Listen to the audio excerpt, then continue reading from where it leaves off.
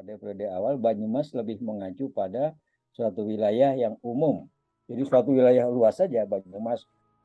Pada masa Banyumas dipimpin oleh Yudonegoro I. Ini 1740. Jadi kalau Anda ke Keraton Solo ada arsip-arsipnya, ini pasti ada nama ini kan.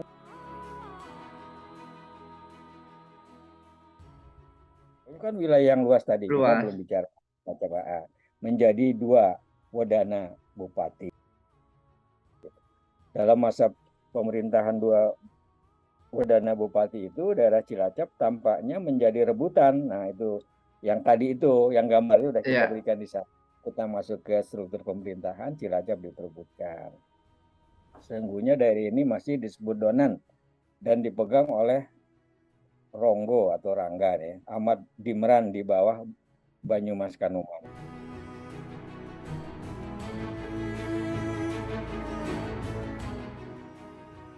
Setelah perang Diponegoro 1831, Banyumas dianeksasi atau dicaplok ya, ke dalam wilayah kolonial Belanda. Ya, udah jelas karena setelah itu kan putus sel ini kita bicara putus. Nah, ini menarik ini ya. Dari sini saya kira Cilacap mulai berkembang sebagai pelabuhan dan kota.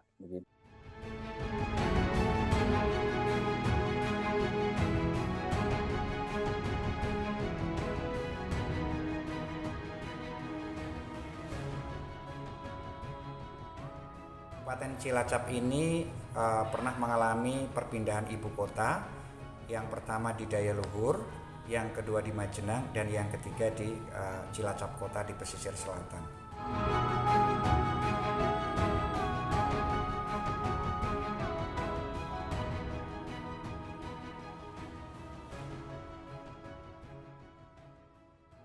Dayaluhur yaitu sekitar abad 15 sampai abad 17. Pada saat itu Cilacap ini satu mayoritas Sunda yang masih terintegrasi dengan kekuatan politik di kawasan Priangan Timur dari dunia Sunda. Jadi mayoritas pada saat itu Cilacap ini masyarakat yang beretnis Sunda, sehingga kekuatan politik yang memegang kendali juga dari sana.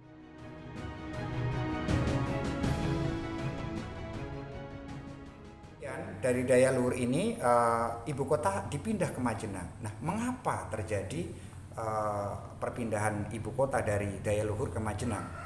Pada saat itu Belanda mulai berkembang dari yang semula menarik pajak dari ekonomi tradisional masyarakat, mulai menerapkan ekonomi industri berupa pabrik gula.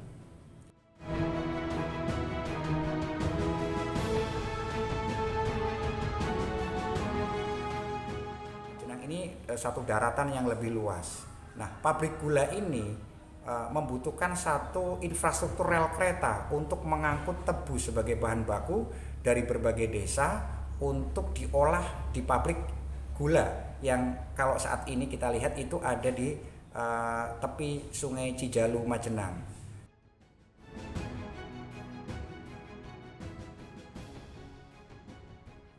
Dari Majenang, ibu kota berpindah ke kawasan Cilacap di pesisir. Nah, ini juga salah satu faktor yang menentukan adalah faktor ekonomi, di mana Belanda jika di Majenang itu mulai melakukan industrialisasi pada sektor pabrik gula, pada tahap berikutnya melakukan proses rekayasa perkebunan sebagai basis ekonomi utama.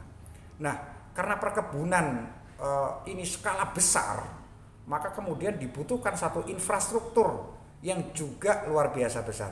Belanda mulai membangun jalan-jalan yang kemudian sekarang menjadi jalan negara dan jalan provinsi.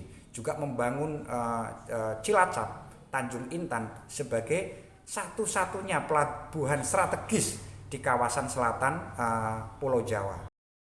Nah, di Cilacap kota ini Belanda membangun satu kaliasa, yaitu sungai buatan, kurang lebih sama seperti di Rotterdam, Belanda sana. Tujuannya adalah untuk memudahkan pengangkutan dari perkebunan-perkebunan yang ada di Jawa Tengah ini untuk diekspor lewat Kabupaten Cilacap.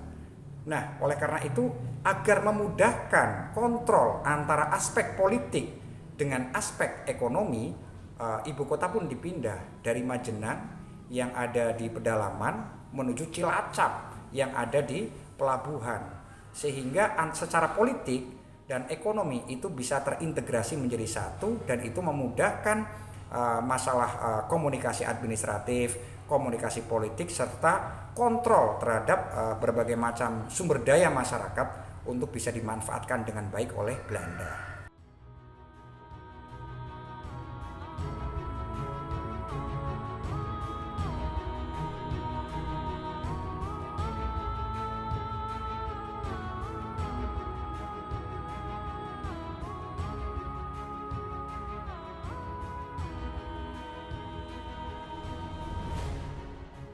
Orang Cilacap ini lewat penjajahan kita jadi mengenal proses modernisasi. Yang pertama adalah pada wilayah industrialisasi. Pertama industrialisasi dari pertanian ke perkebunan, kemudian dari pertanian ke industri pabrik gula. Kemudian di samping itu adalah industrialisasi pada wilayah infrastruktur. Dari semula kita hanya punya alat angkut, mungkin pedati atau perahu, kemudian kita menjadi mengenal rel kereta api, dan dari yang semula pelabuhan Tanjung Intan itu hanya pelabuhan sederhana menjadi satu pelabuhan modern dengan kapal-kapal besar yang berlabuh di sana.